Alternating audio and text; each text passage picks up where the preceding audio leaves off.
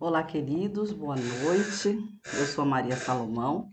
Vamos dar início a mais um momento perguntas e respostas sobre o Espiritismo. Primeira questão: é certo o homem desprender tanto esforço físico, intelectual e financeiro para viajar pelo espaço à procura principalmente de vida inteligente em outros planetas? Olha,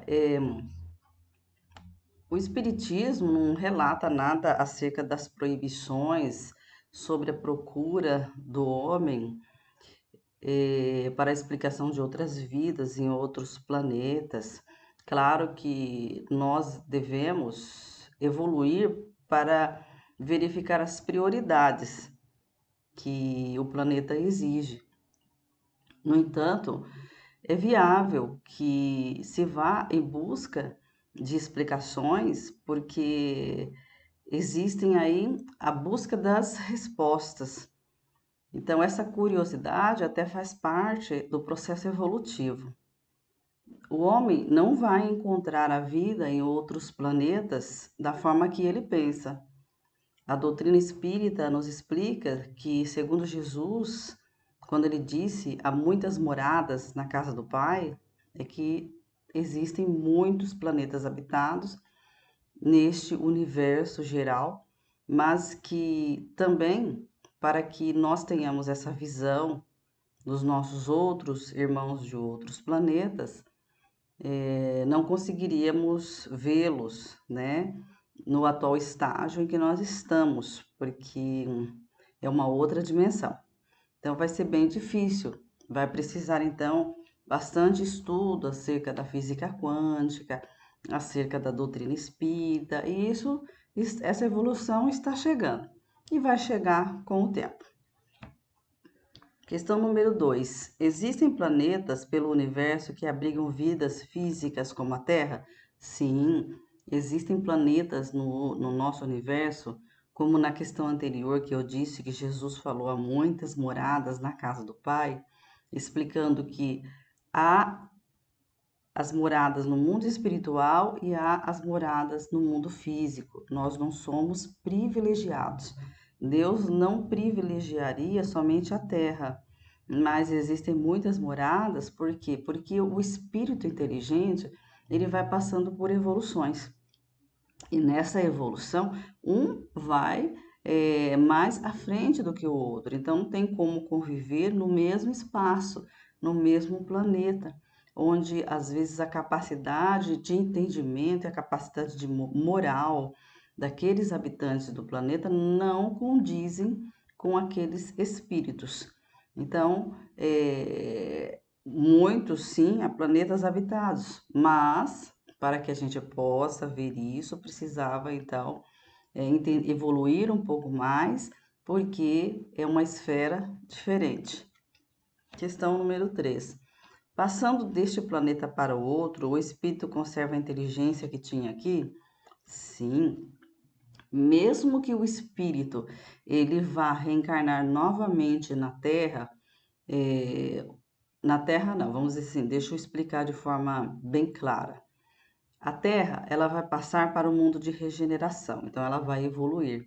Aqueles que não conseguiram evoluir, eles vão continuar em um mundo de prova e expiação, como a Terra. É onde existem todas essas dificuldades, aonde há todos esses problemas e ainda existe o mal, como a Terra que nós conhecemos muito bem porque estamos aqui. Aqueles que vão para este planeta e não eh, permanecerão na Terra, o que vai acontecer? Aqui estão alguns resultados. Eles vão continuar, é claro, com o conhecimento adquirido, com a sua intelectualidade, com a sua moral. Por quê? Porque o espírito inteligente ele conserva, né, tudo. O nosso espírito conserva tudo e isso tudo fica guardado em nosso perispírito e faz parte aí da nossa evolução. Eu fui falar com vocês e o meu celular ele achou que eu estava falando com ele, né? Em virtude do Google. Então vamos à próxima questão. Esqueci esse detalhe. A questão número 4. Se temos doenças graves, apesar de sermos bons, qual é a justiça de Deus nesses casos? É a mesma questão que se explica como que crianças nascem com doenças graves, sendo que elas ainda não fizeram nada. A questão é, nós viemos de várias existências, de várias vidas, e nós já reencarnamos com um certo planejamento.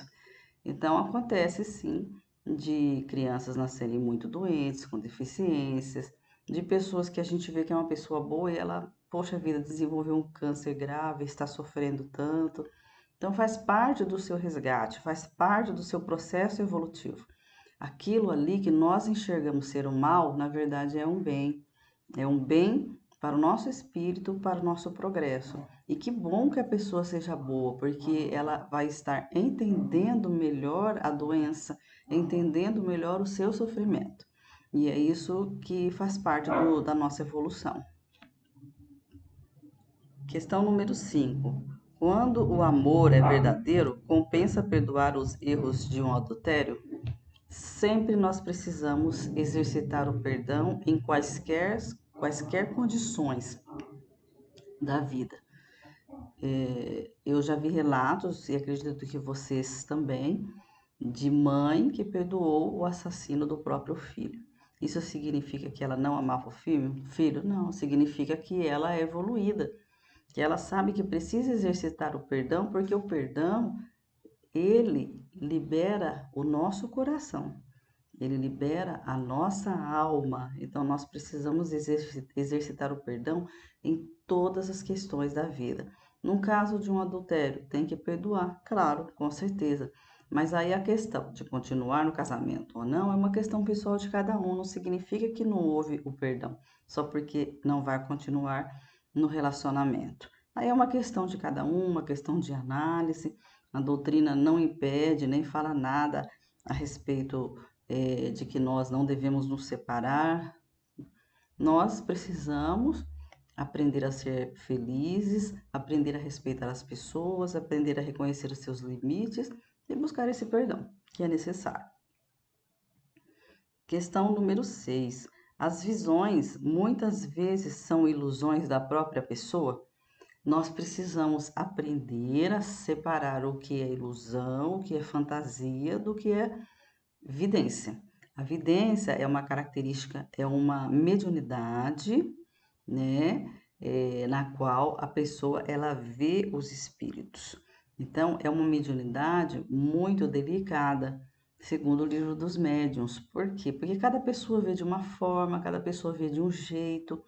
E tem pessoas que com certeza ela vai estar alucinando e não está vendo nada. Às vezes é um problema realmente psiquiátrico. Então a doutrina, ela é muito séria, ela não é uma religião que coloca tudo que você vê já é espírito, de forma nenhuma. Existe um estudo de Allan Kardec acerca disso e nós precisamos estudar para que a gente possa realmente analisar. Questão número 7. Posso desenvolver uma mediunidade se eu não a tenho? Se você nasce, todos nós somos médios, segundo Kardec, mas se você quer ter uma mediunidade mais ostensiva, dificilmente você vai desenvolver essa mediunidade, porque essa palavra não existe, desenvolver mediunidade. Nós já nascemos médiuns ostensivos, então a gente já nasce com aquela programação. Então não tem como, eu quero porque quero ser médium vidente, você vai passar querendo a vida inteira. Você pode até criar ilusão na sua mente. Você não vai ser um médium vidente. Por quê? Porque talvez não esteja na sua programação. Mas você pode trabalhar com a espiritualidade através da sua intuição, através da sua conexão maior com o mundo espiritual. Isso a gente vai criando maiores conexões com o mundo espiritual através das leituras, através da prática do bem, através do amor e através então da meditação, onde nós iremos nos conectar mais aos mentores espirituais. Questão número 8. A vida segue um rumo nós queremos ir para outro. Pode acontecer de conseguirmos. Tudo isso faz parte do nosso livre-arbítrio. Nós nascemos com uma programação na nossa vida. No entanto, se nós quisermos mudar essa programação, vamos dizer assim, entre aspas, a exemplo de uma pessoa que nasce com uma programação de ter uma doença, vamos dizer assim. Mas ela, de repente, ela se envolveu no bem, ela realmente gosta da prática do amor, da caridade, então o amor cobre a multidão de pecados. Ela pode simplesmente não desenvolver a doença, então ela mudou a programação da vida dela. Então, isso tudo depende do nosso livre-arbítrio, depende das nossas ações, depende dos nossos caminhos a seguir, que Deus sempre vai respeitar a cada um de nós. Questão número 9.